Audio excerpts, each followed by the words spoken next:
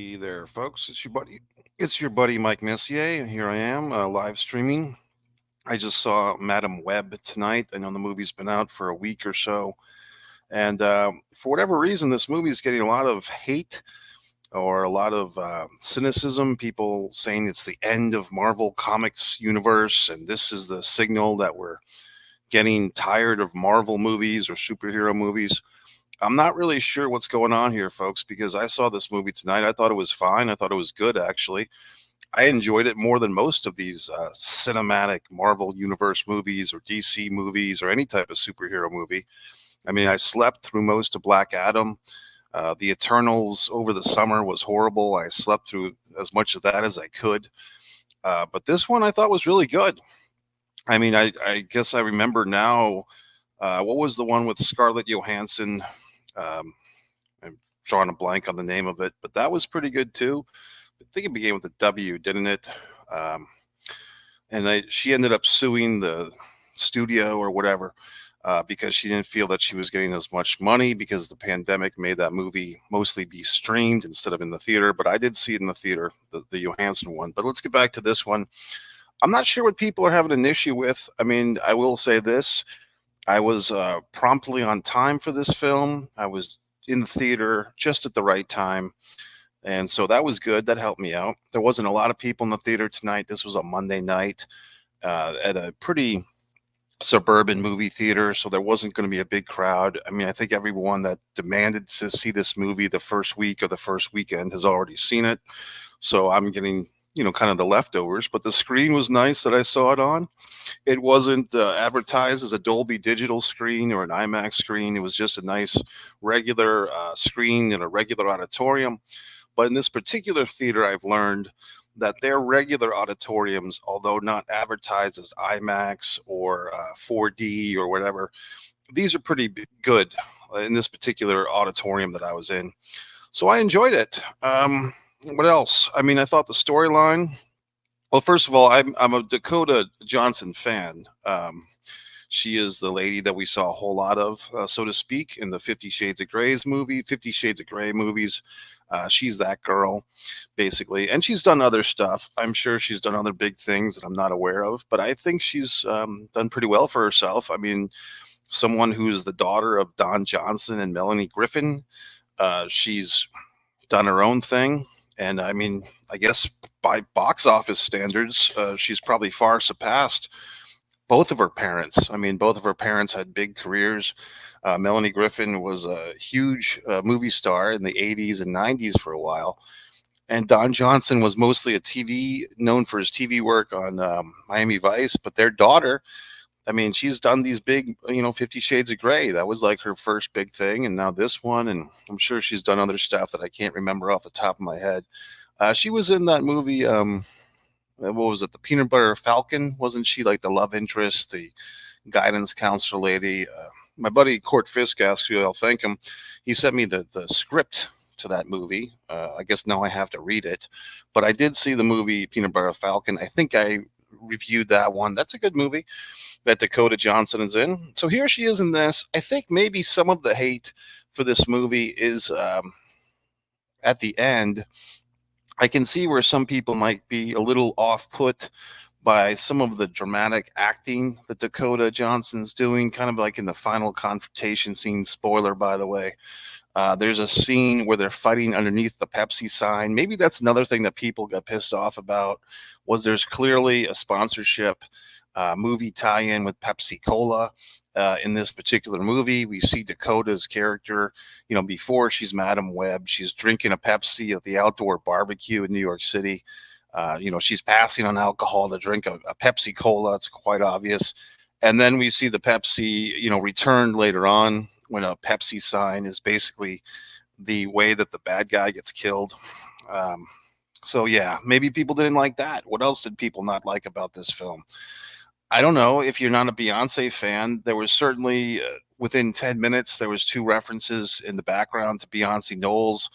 You see a magazine cover. I don't know if it was Variety. I don't think it was Variety. Variety was another one, but there's Beyonce on the cover of Us Weekly or People or something, and then an advertisement for her Dangerously in Love album. I found it interesting that the two timetables in this movie, the two time references, were 1973 in the middle of the woods in the non-United States country. I won't say a foreign country because the people that live in that country, it's not foreign to them, is it? But 30 years later, it's 2003. We're in New York City, where most of this movie takes place. I found that to be interesting as well, because if the movie, this one, takes place in 2023, then I would have to guess that we're setting this thing up for a sequel. Obviously, it's set up for sequels that I would assume take place 5 or 10 years later. And that's kind of an interesting thing here. Maybe people didn't like the fact that this movie clearly is setting up a couple of sequels, at least in theory. Um, and I don't know. I really don't see what's wrong with this movie. I mean, I don't see, if you're going to compare this one to some of the other crap that people have sat through, like I said, Black Adam was bad. Eternals was bad. All the ones with all the X-Men's and all the thises and the that's and all these groups, I get confused. There's 5 different Supermen. There's 3 different Hulks. I can't keep them all under a fucking file, folks, in my mind. And I don't really want to. When I go see these superhero movies, the way that I see it is I don't want to be a super fan. I don't want to worry about some goddamn universe. I want to see a movie that's going to hold my interest and self-contained. Okay, and I know that that's against the whole marketing of all these fucking things. I'm going to look up the Scarlett Johansson. What was her fucking superhero movie? Black Widow. I didn't even have to see it. I knew it as soon as I fucking pushed enter. I figured it out. By the way, if you are watching this, it's I guess it's Tuesday morning, the 27th of 2024. It's kind of an interesting date, 227. That was a nice TV show if you ever watched it. 227 2024. Maybe we'll make this International Marla Gibbs Day. How about that? It's 227. So whatever. I don't know if people do that. Is that a thing? Do people make 227 memes of Marla Gibbs and Mary? That was Jack Hayes' character who always said Mary. Okay, so let's go back to this goddamn film. Why did I like it so much? I don't know. I mean, I think Dakota Johnson is obviously easy on the eyes. I think she's a great actress. I think in this movie, as opposed to other movies where we see some of the posturing, is what I would call it. That's why I had no interest in seeing the Aquaman film. I feel that, whatever his name is, Jason Momoa, I feel like he postures. I think a lot of actors are posturers. I think Dakota Johnson is not. I think she's a straight actress. Like, she plays it straight. There is some humorous moments, some levity, as they say. I did feel like the end of the movie, once again, after the big fight scene, where apparently she's blinded or she has these special glasses on, that got to be a little hokey. Like, she's suddenly, I mean, I guess she got paralyzed in the big fight at the end, and she's sitting in like this super jacked wheelchair type of thing. And she's kind of giving her little harem of witches some forecasts for their future or whatnot. And she seems to be very happy that she's paralyzed and they're going to live her life vicariously. And so now she's like the pimp in the box. She's going to send these little chicks out to fight crime and stuff. So she seemed quite happy about it. And like I said, that's setting up sequels, and Sydney Sweeney, I thought that was kind of interesting as far as casting. I mean, I really didn't even know who she was until about 4 or 5 months ago when I saw her, rom-com, Only You or Anyone But You, whatever the fuck it was. But I'm learning now that she's like a big deal. She's, in this HBO show that I haven't watched where she's a high school sexual being and all this good stuff. She definitely has a face, she has a kind of essence as an actress where, it basically looks like she's about to have sex at any given time. I mean, that's just the vibe she puts off to me. Maybe I'm misogynistic and so forth, but she seems to play into that. There have been rumors that she's had some, surgeries to enhance certain parts of her anatomy. But in any event, she always looks good in this movie. Oddly enough, she's probably 26, 27 when they filmed this movie, but they're having her play basically a 17 or an 18-year-old high school kid, which was a little bit weird. I can see why they wanted to do that. They obviously want to shoehorn her into the franchise. it just seemed to me like that was her biggest acting accomplishment in this film, was trying to play like a nerdy, of the three little harem girls, the three little, spider women to be. She's the nerdy one. It's going against type.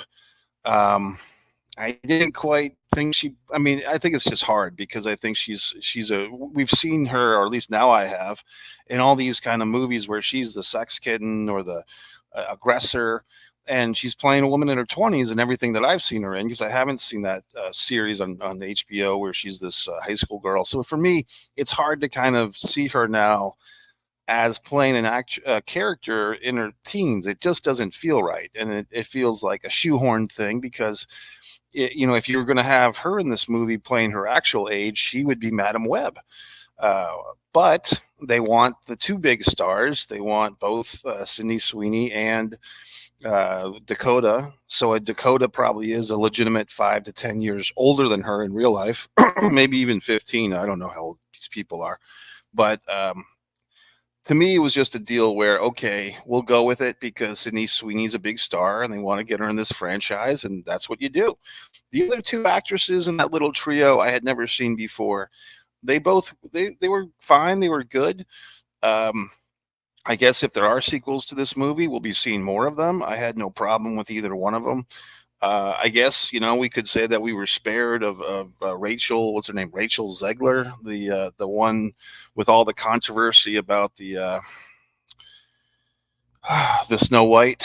Is that her? Rachel something or other? See, I'm getting all these names now. I'm learning all these people that I don't give a shit about, so I can do these better reviews. But I mean, for my money, this film was fine. I thought it was good. I was entertained. I do not. Once again, I don't know what people are bitching and complaining about. I have to start thinking that, is it just a matter of who the marketing teams are that are putting out these notices? Who makes all these goddamn decisions if a movie's good or not? Same thing with Indiana Jones, like the Indiana Jones sequel last summer. I actually was pretty fine with it. I mean, yeah, there was some stuff where it was a little depressing, like Indiana Jones himself was kind of depressing in that movie. But I thought overall the movie was good. And then I go, home and watch some YouTube reviews, and everyone's shitting all over it, telling me how horrible it is. And I'm like, okay, well, assholes, I kind of enjoyed it. Let's talk about something else. I did see a movie last night, which I didn't do a Mike's Instant movie review. I felt kind of in an awkward position. I went to see this movie, Out of Darkness. This was on Sunday night. Looks like there's a critic or a friend here. Yo, Mikey, I want to see Imaginary. This is a horror film, bro, that's coming out soon. I think this is another one of those imaginary friend type of things. We did see, what was the movie with the doll, the female doll with the dance, Megan. So that was a big deal. I'm sure that Megan 2 will be out before we know it. Or did Megan 2 already come out? I can't even, I can't get them all mixed up, but I think Megan 2 hasn't come out yet, but I'm sure it's going to be. And I'm thinking Imaginary will be good. And my buddy here, Michael A.J. Norris, is also telling me that Labyrinth is having a re-release, and I have seen signs to that regard, buddy. And I will actually be, I guess I have somewhat of a big weekend this weekend because I'll be going, not that this is not going to be a wrestling podcast, Michael, but I will be going to see an NXT live show, I believe, on Saturday night, and then Sunday is the big pay-per-view, right, for Sting's last match. So I'll have to figure out where I'm going to watch that. Hopefully a movie theater around here will have it on the big screen, and I'll go there. Hold on. I'm drinking this light orange juice. That's my new gimmick. It's half the sugar of traditional orange juice. What else, guys? Oh, the movie I saw last night, Out of Darkness. Basically, I get into the theater. It's a Sunday night. I'm predicting that I'm going to be the only person in the auditorium. I was wrong. There was a family of, shall we say, urban teenagers and maybe an older brother or two or a date or something, but basically a very chatty group. And the movie is not in English. It's subtitled, but it's not even a foreign language. It's like a made-up caveman language. And I have to say that I guess this is what I've been asking for, because I've been complaining in a couple of my Mike's Instant movie reviews of films that take place in different lands. For instance, Adam Driver was in some type of weird prehistoric kind of dinosaur movie in another universe thing last summer. And my complaint was, well, if he's in a different universe, how come he's speaking American English, circa 2023, and he's wearing what looks to be an LL Bean shirt? Like, so he happens to be in the other universe where they speak American English circa 2023, our time, and they wear LL Bean shirts on the beach. And then he chases around with dinosaurs. So I guess with this one, Out of Darkness, they have this made up language, and I had to give the credit to the actors. I mean, they pulled it off. I mean, I don't know if they actually had a script with these weird grunts and groans stuff. Um, let's check this out, buddy. Mikey, I bought a 4K Roaring 20s. Oh, so a new TV set. Roaring 20s first time viewed James Cagney and Humphrey Bogart in it. Say it, best gangster film of all time. Is that is the movie titled The Roaring 20s? Yeah, let me know if the movie is titled Roaring 20s, buddy, because I don't know. I'm not familiar with that title, and I didn't know that James Cagney and Humphrey Bogart, which I'm familiar with both of those guys. The African Queen film on the boat I saw on the big screen a year or two ago. Okay, man, I'll put this in the mix. I guess there's so much stuff, buddy, that I gotta watch. I remember that I have the Disney app, the Disney Plus app, and I've never, I barely watched anything on it. So I know that the Mandalorian, which I hate that title, by the way, but I've heard good things about it. I'll have to watch that. Right now, I'm on a big kick with 90 Day Fiance. That's kind of my background show of choice. As far as wrestling tonight, buddy, I know that Monday Night Raw happened. I don't know. I didn't watch it. I was at the movies. So whatever happened with WWE, I'm sure that it's something that happened. But I just don't know what it is. Because, I made a point when I came home just now. Like, let me do this Mike's Instant movie review first. I don't want my head polluted with all the outside influences. I'm sure that YouTube and Twitter and X and all this crap, there's something going on in the world that is going to make me stay up at night if I give a shit about it or not. So I just figured, let me do the Mike's Instant movie review. So the Out of Darkness thing last night, like I said, it was pretty awkward, to be honest with you, because back in the day, I probably would have told these people to shut the fuck up in the theater. But I just realized, like, look, people are going to the movies. That's good. I'm in the film industry. If these fine folks feel the need to chat and giggle and laugh and all this horse shit, let them do their thing. I really wasn't into this movie very much anyway, this Out of Darkness thing. Plus, I can't really have a complaint that they're, making me miss the dialogue, because the dialogue's not in English anyway. It was subtitled. Buddy, I've never seen this one. This is one of those movies, I think, I want to say 98, because I know it was after the Titanic film. And I'm very familiar with what you're talking about, because this is like a legendary story of the Man in the Iron Mask. I think it's like a guy who has his brother put in an iron mask. And I think I read a graphic novel adaptation of this story, believe it or not. I know I did, because I ordered like this set of books from eBay that were like the classics in like a little kind of half-assed comic book. Not half-assed. They were good. I still have them, actually. And I read over a bunch of this stuff, like The Time Machine and all this other stuff. And The Man in the Iron Mask was one of them. I haven't seen that one either, buddy. So now here's another movie I got to watch. And like I said with my Bob Marley review last week from Austin, Texas, for whatever reason, a lot of people are watching that video of me reviewing the Bob Marley One Love movie. I said, hey, folks, do you have a recommendation for some Bob Marley documentary I can watch to get the full story? And somebody kindly enough recommended it. I think it's just called Marley.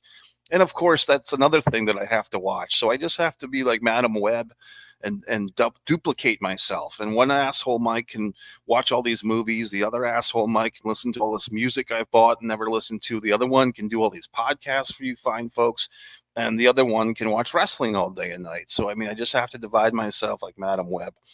Yeah, that was kind of interesting too. This superpower, I took a little bathroom break during this film. And when I got back, it seemed like the big exposition of Madam Web was revealed suddenly. And she's in this fucking lake with this fucking weird kind of character, like one of these Spider-Man fucks.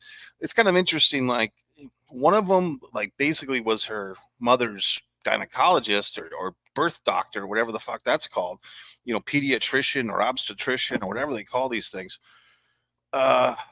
Mikey, do movies have to have TV series? Will it ruin the movie version or help it?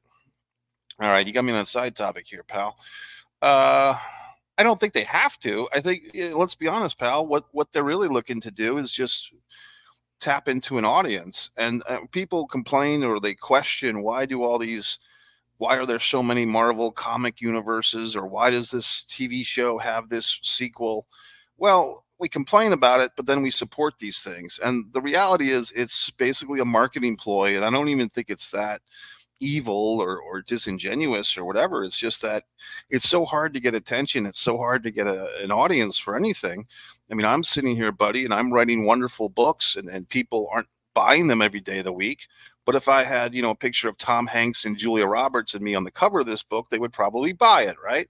So the point is, with marketing, if you have already got a built-in audience, say you've built up a bunch of people who are familiar with the Spider-Man comic book, and then you make a TV series, well, you would hope that a certain percentage of the comic book fans watch the TV series, and then 10, 15, 20 years later, or 5 years later, hey, let's see if this TV series can help promote a feature film. Okay, it did. Well, the feature film has to have a soundtrack and a bunch of T-shirts, and so on and so forth. So I think it's just brand identification. And look, branding is something that I try to stay away from as an artiste.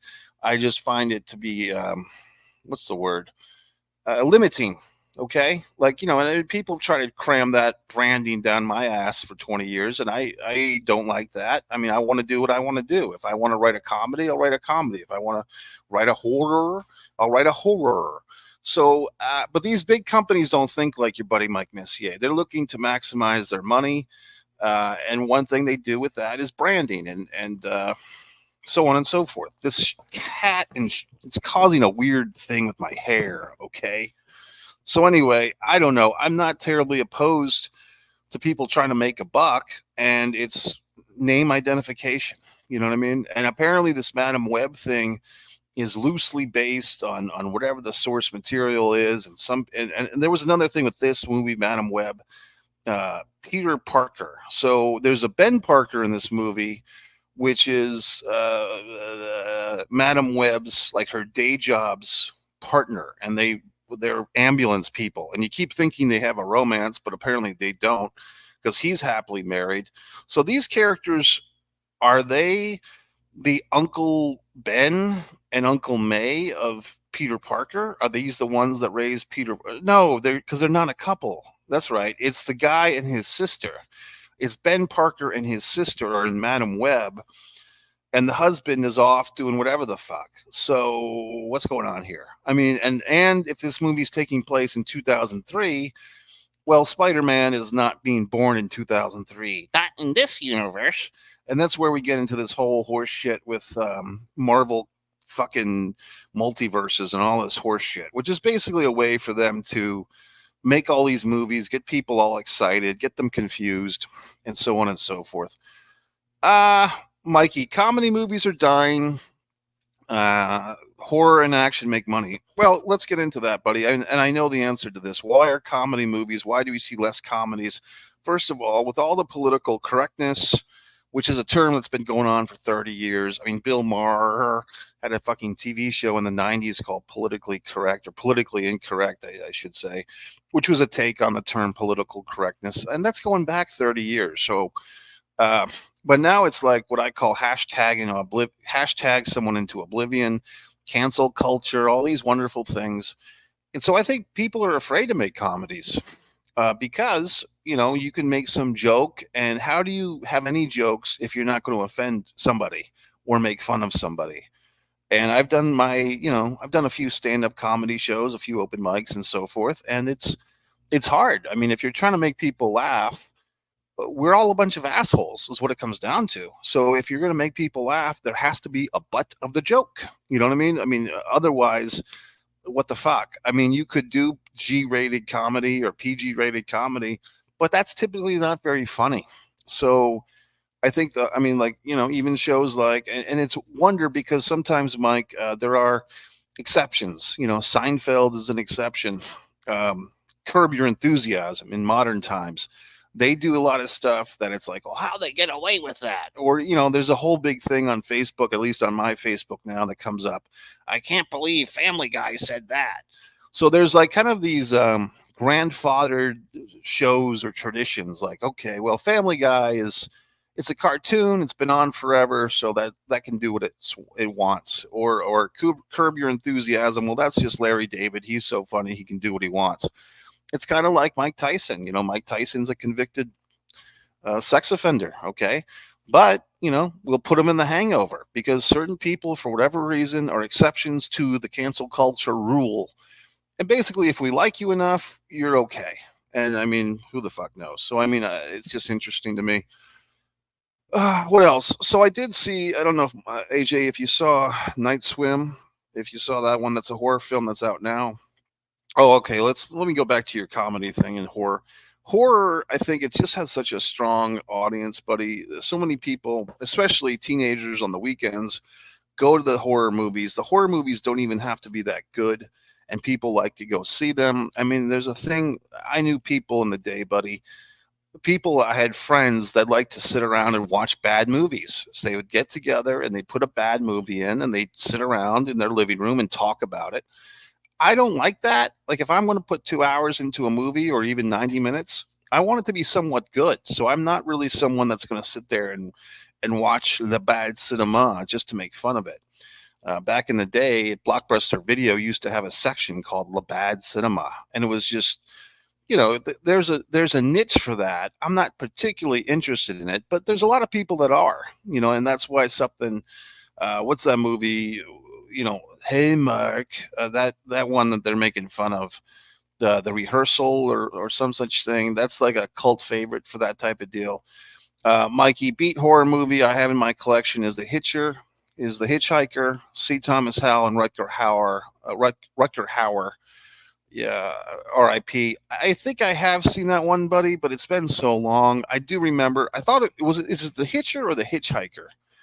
But I know what you're talking about. C. Thomas Howell. Here's an example. The movie Soul Man. I mean, Soul Man, I find to be a funny movie. But a lot of people find it offensive, and they find the very premise of Soul Man, starring C. Thomas Howell, to be offensive. Ray Dawn Chong is the romantic lead. That's the daughter of Tommy Chong from Cheech and Chong. You had some other really good actors in that movie. I'm trying to remember who the fuck they were. But C. Thomas Howell plays a kid who is from the rich side of the tracks, and then his parents give him an unexpected treat. They're going to allow him the honor of paying his own way through college, and I want to say it's Harvard that he goes to in Boston, which is basically known as a racist town. And despite everyone in Boston thinking that it's not a racist town, guess what? It is. So, I mean, C. Thomas Howell as Soul Man, he dyes his skin darker with all these. He takes an overdose of tanning pills. He dyes his hair really black. He puts like a Jerry curl into his hair, and suddenly he's African American in 1986. And this movie at the time was not very popular. It's not like this movie was a big happy hit in 1986 either, folks. It was kind of condemned at the time. Spike Lee, I think, even went on the Donahue show to condemn this film. I like it. What can I fucking tell you? I thought the movie had a good heart. It had a good message, and there's some comedy in there and some stereotypes that they kind of turn upside down and so forth. And, shades of gray and shades of pink. I mean, there's just some funny stuff in that movie, but people crucify it. So what can I tell you? So basically, the reason why you can't make a good comedy these days, buddy, is because people don't share a sense of humor. You have all these different generations. I ended up talking to a Dunkin' Donuts cashier tonight who told me that she has 4 kids, and they're all screwed up. They're all in their teens, and these kids that she has, this Dunkin' Donuts cashier person I talked to, she's telling me that the male children that she has in her home, they don't even enjoy living life. Like they just show up, and their attitude about everything is, well, I'm here. I don't want to kill myself, but maybe I do, so it's kind of depressing, buddy. And I asked her, look, do your kids want to drive cars?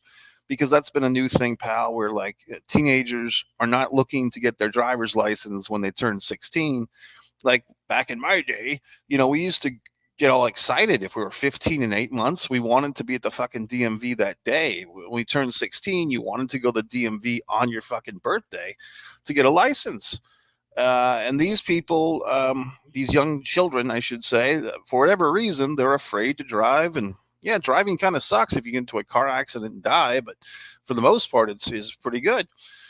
Here's a movie I like. Crap on it. Jennifer's Body, Megan Fox and Amanda Siegfried. It's a horror movie. It's the first movie starring Megan Fox. If you've never seen it, you know what, buddy? I don't think I have seen it. But maybe I have because I remember that this is a big deal movie. I can't remember it off the top. I know it's a kind of a dark thing. The Megan Fox character, I think she's the victim of, once again, an assault from a bunch of creepy dudes, and then she comes back and exacts revenge. I'm kind of not sure if I've seen it or not. I want to say that I haven't, but I'm familiar with it because I've read about it. How's that for a wavering answer? I definitely have or haven't seen it. How about that? But yeah, I'll put that on the list of all these things I have to do now, buddy, between watching season 9 of 90 Day Fiance. So, what did I think of this Out of Darkness thing? Getting back to that story, I thought it was okay. I mean, I kind of was dozing off. And like I said, I was trapped in this awkward situation. Here I am with these talking folks. Basically, like everyone in the theater, there's like 15 people in the theater, last night to see Out of Darkness. And I'm the only person that's not in their group that are all talking and chatting and giggling and laughing. And am I supposed to be the guy that tells these other assholes to shut up? No, I wasn't. I just went with it. And I didn't even want to leave my seat to use the facilities because I didn't want them to throw popcorn at me or say, hey, what are you offended that we're talking during the movie? So I just sat there and took one for the team. Okay. That's the type of person I am these days. I did go into Night Swim. I figured that the theater owed me a movie, quite honestly, last night. So I let myself into Night Swim, which I'd already seen. And I watched it for the second time. I think I liked it better the second time around because the second time I saw Night Swim, I did not feel that it was as goofy and weird as the first time I saw it. The first time I saw Night Swim, I was kind of like, hey, there's really no antagonist in this thing except the swimming pool is haunted. But looking back now and seeing Night Swim again, it is kind of a cool movie because like they basically personify a swimming pool into this evil kind of labyrinth of a land, and that the swimming pool demands, which basically the pool is on the sacred ground of some wishing lake or some such thing, and it's like the water demands a sacrifice in order for someone else to get well. So I thought it's kind of an interesting concept. I mean, it's bizarre, but that's why we watch movies, because we want to see weird shit. And so the poor father is the sacrificial lamb for this family. So I mean, I thought it was good. I thought Night Swim is a good movie. It's I don't know if they make a sequel out of that, but I mean, I thought that it shows how less valuable male lives are. Hashtag male lives matter. But the father, takes one for the team and so forth. Mikey, the Expendables 4 wasn't bad. Was it great? No, but I enjoyed it at the last one. Man, I didn't see that one. I didn't see Expendables 4, and here's why, pal. I've gone to see the first 3 Expendables. I think I've dozed off in all 3. I haven't really liked any of them. I keep going back, hoping that I'll like it. I think there's been moments where I liked it. I think the second one, I really liked Dolph Lundgren a lot in the second one, in the second Expendables, if that's the one I'm thinking of. Maybe it was the first. And in one of the Expendables, there's a scene, I think, with Bruce Willis, Arnold Schwarzenegger, and Sylvester Stallone all together, kind of the Planet Hollywood guys. That was really kind of an awesome scene to see those 3 dudes on the screen together, which we'll never see again. Unfortunately, Bruce Willis is not doing well. I've also heard that Ole Anderson, the wrestler, has passed away. So there will be a very special tribute to him on One Pro Wrestling and Sports Fan channel. If you happen to be hearing this or seeing this and you're saying, gee whiz, Mike, what is this? This is One Mike Messier, where I do my Mike's Instant Movie reviews. I do my other videos, my life rants. And over on the other channels, One Pro Wrestling and Sports Fan is where I do my pro wrestling and sports fan stuff. And on One Man and a Camera Films, you see my work a lot of times with my buddy Tim Labonte. We have a bunch of films on there, and my TV show, Messier Mantra, has a wonderful stuff over there. Okay, good lord, I was on Amazon Prime Video or buy or rent movie Horror Hubcap. It's a sequel from Rubber, Good Lord, and Attack of the Killer Donuts. Are we that bored to watch films like these? That's funny, buddy. Hey, look, go over to One Man and a Camera Films. Watch Blood Sugar Sedase. Watch Disregard the Vampire Mike Messier documentary. Watch Messier Mantra. I've got basically 200 episodes of that thing over there. And One Man and a Camera Films, buddy. So I mean, there's so much better entertainment. I mean, I like I said, I forgot that I even had the fucking Disney app, the Disney Plus app. I'm maximizing my Max. Paramount I had for a while, but I just felt like I couldn't. There was just too much stuff, man. And that's why I'm not that concerned that I'm not seeing the weekly AEW Dynamites or the weekly Raws, because there's so much goddamn content out there. Content. Streaming. There's so much shit out there, buddy. I'm making my own stuff. I'm selling books. I'm writing wonderful novels for everyone to enjoy. So it's just time. I mean, if that's the next frontier, man, is like time multipliers. Like whoever comes up with that, where you can like create a vortex where you enter into a system or a universe where you can kind of like hang out and time doesn't progress. I mean, that would be huge, man. That would be big money. I'm just coming up with this now. But if we could invent a thing where you basically pause yourself from advancing in time, and you can just go around and like do whatever the fuck you want. You can put your TV, like you'd have to still have electricity and everything working, but you can put your TV on, or you can read a book, and you can basically pause your surroundings, and you can do something individually without. But the catch is you can't affect anybody else. Like you can't, like some of this, some of these videos that I've heard about, these adult website videos that I've heard about, you can't pause people and remove their clothes and throw them out in the street or anything. But what you can do is like read a book, nice things like that. Mikey, do you remember No Holds Barred with Hogan and Zeus? Did you like the film? I did. I mean, I don't love it. I think that one thing, I mean, I can say about No Holds Barred that I didn't like off the top of my head is the Dookie stuff. Like basically they're talking about, human excrement. I'm not a fan of bathroom humor. I mean, once in a while, if it's really funny. But I think there's a scene where like Hogan's character of Rip, he's got some guy like, what's that smell? Dookie. It's like a really horrible, god awful scene. I think it's been memed. Um, but the rest of the movie, I think like the stuff with Stan Hansen at the beginning, where he's in the fight scene, and they got Zeus as kind of this pit fighter. Oddly enough, I mean, it's kind of like a predecessor to MMA. If you think about it, like Zeus is kind of coming from this pit fighter world, Kimbo Slice type of world. Then they manufacture this like shoot fight show around him, right? If I'm remembering this stuff. And then you got the WWF kind of parallel universe of Rip instead of Hulk Hogan, and he's fighting the unmasked masked superstar, or Bill Eadie of Demolition fame. And then you build up to like this intergender, or not intergender, but interpromotional battle between the pit fighter, like the street fighter, kind of the predecessor to MMA, and the wrestler. And we know what happens next. So I do like the movie to some extent, but I don't think it's a perfect or a great movie. I do think, was it Joan Severance is in that movie? She looks good in that. Mikey, favorite movie I can watch all time, Empire Records, and I never get tired of seeing this. I believe Liv Tyler is in that one, and there's a bunch of people in Empire Records. It's kind of an ensemble piece, kind of like a Dazed and Confused.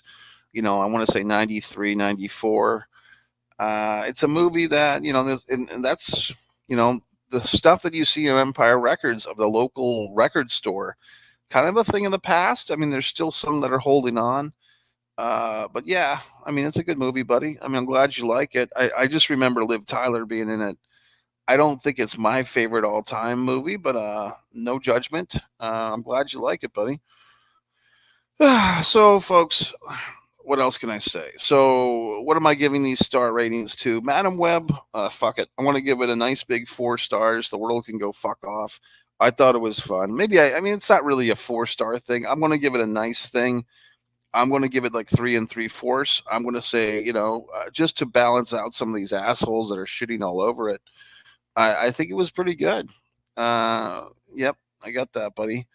So I think 3 3/4 from Adam Webb, and a little high. I mean, but I don't know. I liked it. What the fuck? And what else? I don't know. I just thought it was good. Uh, Out of Darkness, I almost have to give it an incomplete. I mean, I'd probably give that 2.5. But the movie was ruined for me by the audience. To be quite honest with you, these people, they want to talk, they want to giggle, and no consideration for me. But that's fine. Poltergeist is a scary movie, and Pool seemed really scary. It had real dead body. I was freaking out when I found out about it in Curse movie.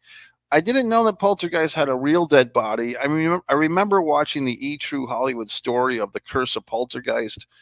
I don't quite remember the real dead body stuff. I know that the older sister in that film, that's very attractive actress, she died young, I think, which is sad. And Heather Rourke, I think, was they're here. I think she died young. I think the Craig T. Nielsen played the father, right? And I think he's still alive, so I guess he survived the curse. And is it Joe Beth Williams that played the mother? Look, buddy, I'm not Googling. This is all up here.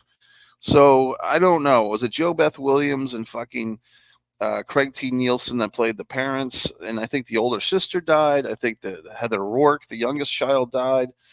I mean, everybody dies eventually. I was talking to some person, and we were discussing the Clinton family, the Clinton couple, and how all their friends have died young. But somebody made a good point about that. Like, look, if you look at two people who know thousands of people, because it's the president and the first lady and the whatever the hell she was, the senator of New York, and then 25 years later, oh my God, all these people they knew were dead. Well, statistically, if you're the president of the United States and the first lady, you're going to know 100 times more people than the rest of us. You're shaking hands, you're meeting all these assholes. So yes, some of the stuff, the people that are associated with them, the Vince Fosters and so forth, they're dying in controversial ways. So that does raise your eyebrow. However, people always die. Right now, someone just died. Oh, are we going to stop what we're doing and have a goddamn tribute parade? I don't know. I mean, I hope when I die, buddy, enough people care that I get a T-shirt. I want my T-shirt. I want my face on a bunch of T-shirts the day after I'm dead. They get printed for like $20 a shot. Okay, buddy. So I think that's about it. Like I said, pal, if you're bored, go over to One Man in the Camera Films. Whoever's been watching this, I appreciate it. If you've made comments in live time on Twitter or Facebook or whatever the fuck, and you haven't seen your comment come up on the screen, it's probably because you have to click to the actual YouTube feed. And do me a favor while you're there, subscribe and like and all that horse shit that other people tell you to do. Um, but you have to come over to the live feed on YouTube to make the comment. Sometimes that's what works. We were talking about Marvel movie Incredible Hulk is cursed, never made a correct film on it. Both were not good.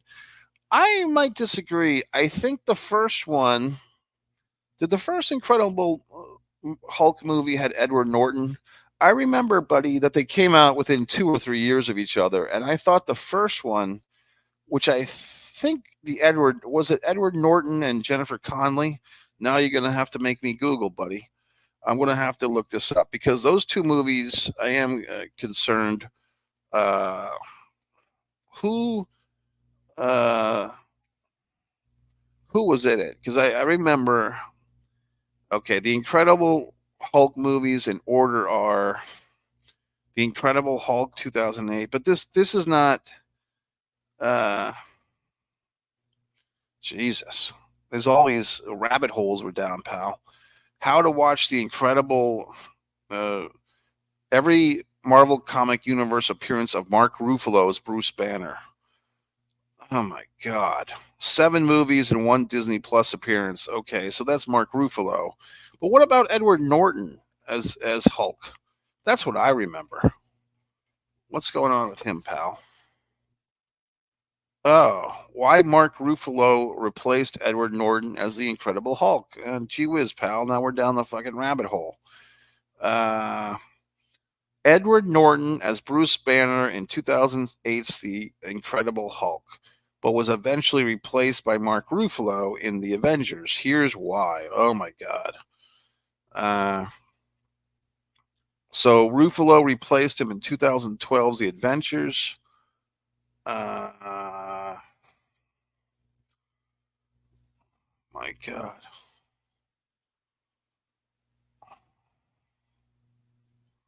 So why did Josh Whedon, I guess, was the director? Directed by Luis Leterrier, The Incredible Hulk wasn't as well received as its MCU predecessor, but considered an improvement from 2003's Hulk. So who was in the 2003 Hulk? Because I'm remembering that one. This is exciting. Who was in that one, buddy? 2003. So if it wasn't Edward Norton, if Norton and who am I thinking of? Stars Eric Banya, Jennifer Connelly. That's the one I'm thinking of. I'm thinking of the 2003 one, which is not even who I thought I was thinking of. That was the Jennifer Connelly one. Uh, Gee whiz. Eric Banya. That's like one of those names that I know that he's famous.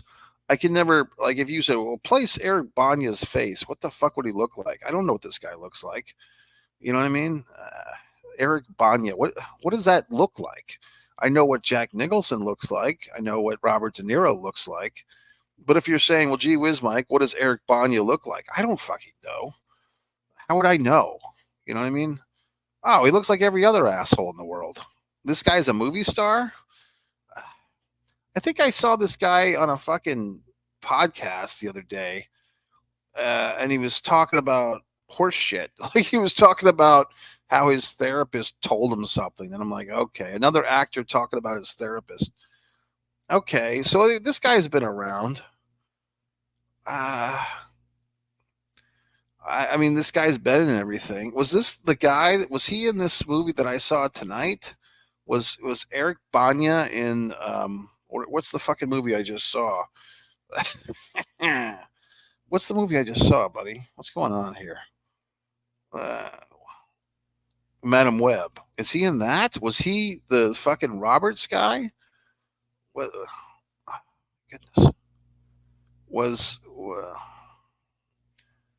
Jesus Christ? Who? Madam Web cast. I mean, God. Now we're going.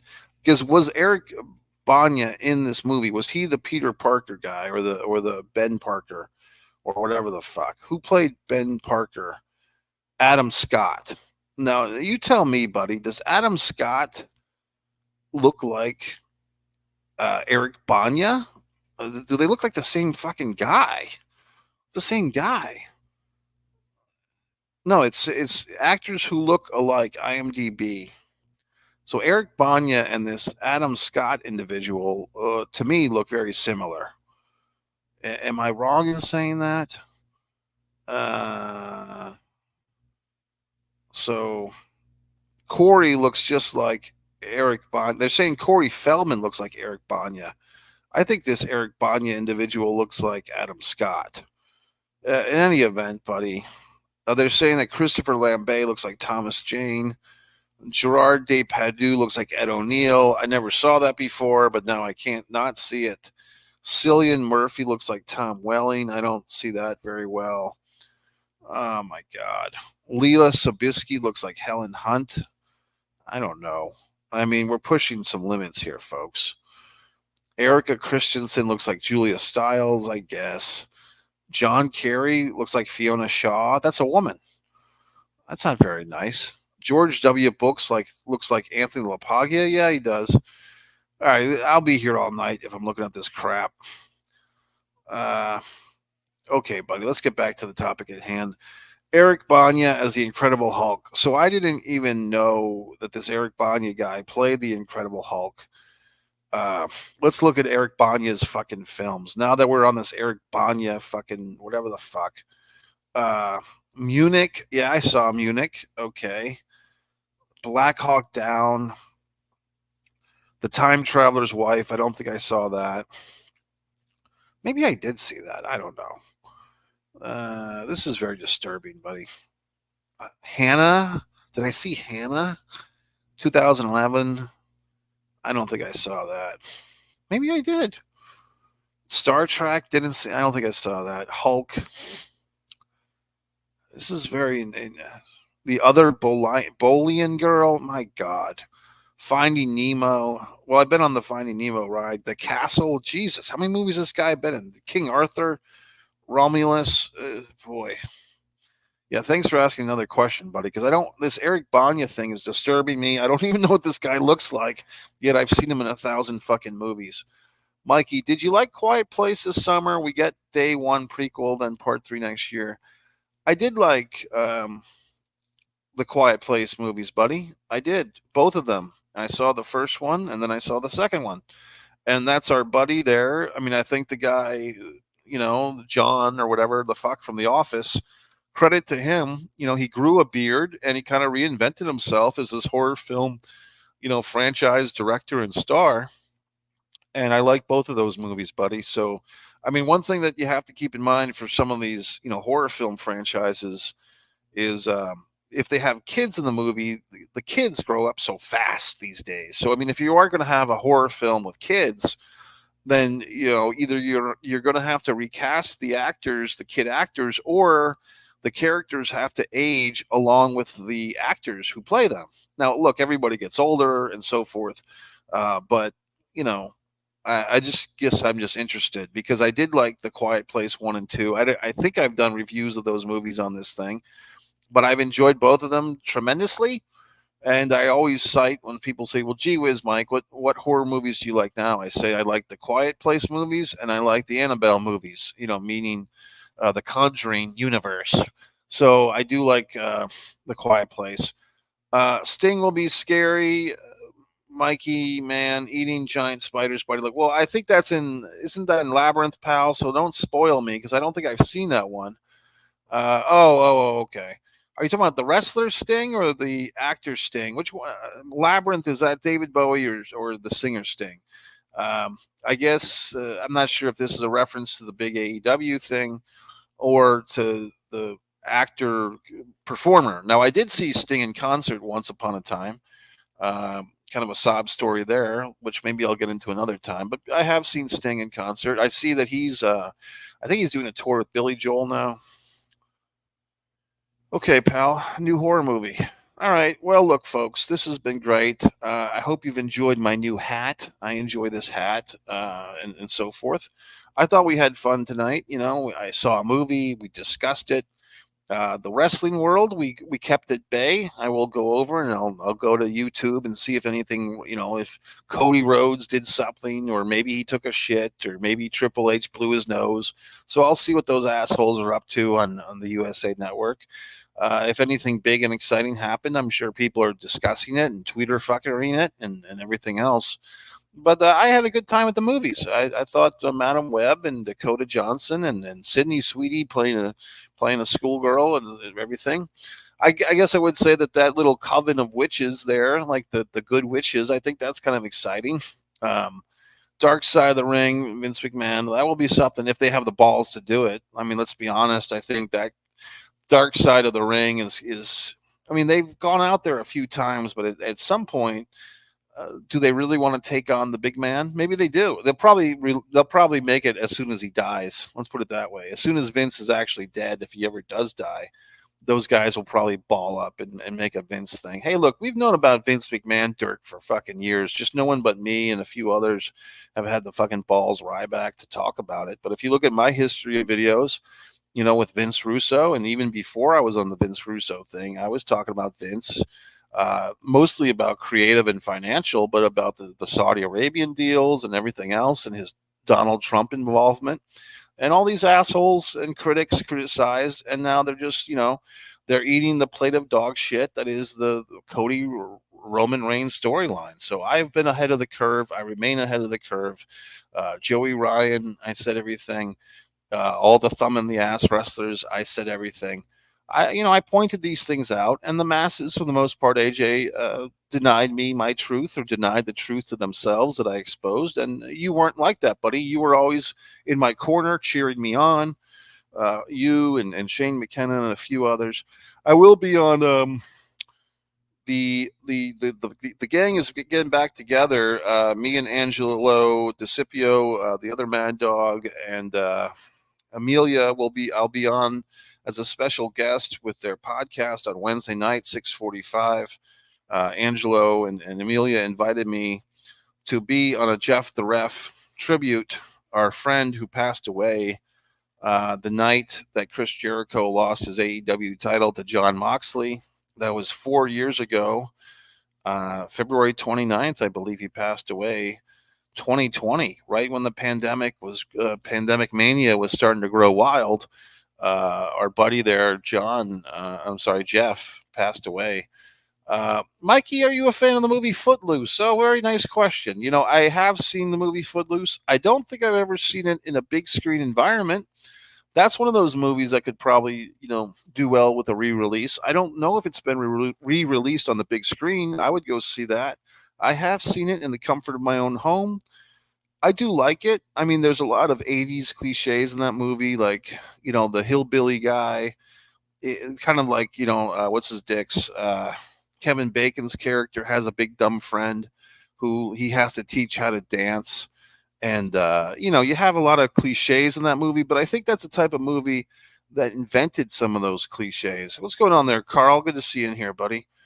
Carl and I'm doing fine. I went to see Madam Web. If you want to play the replay when this is over, Carl, we're about to wrap things up because we're heading to the 59-minute mark, and that's when I have to call these things.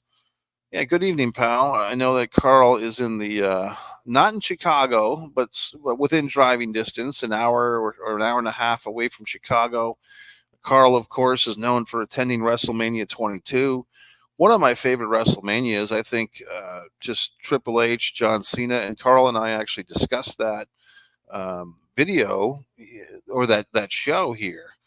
Actually not on this channel, Carl, on One Pro Wrestling and Sports Fan channel. Carl and I also did a bunch of reviews of movies and so forth, and Carl had a list of some of his favorite. I think we did martial arts movies and horror movies. Brightburn is a good film, deserved a sequel. I don't think I've seen Brightburn either, buddy. I know that there's something going on Amazon Prime now, Sunburn or something. That's kind of controversial. Some people like it, some people don't. Saltburn. It looked too much like other movies that I'd already seen, so I didn't go see it in the theater. But very interesting, very interesting. Yes, if you're interested in hearing about my take on the Elimination Chamber, I did have that video. Me and Gonzo did that a few nights ago over on One Pro Wrestling Sports Fan channel. Superman horror movie, is that happening? Are they making a horror movie with Superman? Like, is Superman the villain? Is he like the Frankenstein? I mean, I think that would be kind of interesting. I guess there's something going on with Mickey Mouse that he's entered the public domain, or to an extent or so forth. So, I mean, that type of stuff is interesting. Like, there's these iconic things, Superman, Marilyn Monroe, and so forth. Brightburn, look it up. Jesus, all these things I have to do. I mean, I'm still getting over the Eric Banya thing. Brightburn, what's going on with that? Okay, it's one word. Stars Elizabeth Banks. It's 2019. A young boy of extraterrestrial origin reared on Earth who discovers his superpowers using them in dark. Well, that sounds pretty interesting. Brightburn. Okay, very good, buddy. Very good. Like I said, the Hoopla is another app that, well, people are spoiling it, of course. I mean, I'm trying to fucking potentially watch this movie. Well, buddy, why don't you leave a comment here for your list of leave a comment when I wrap things up, Carl, because I have to wrap this up in the 59 minutes so I can replay the stream. But Carl, when I get off the air here, buddy, just list them in the comment section of this video, and then I'll get back to you and we'll set something up for a YouTube video. All right, Michael, AJ, Carl, everyone else, thanks for watching. Feel free to copy and share this URL, MikeMessier.com. Mike Messier, goodbye. Good night. Thanks for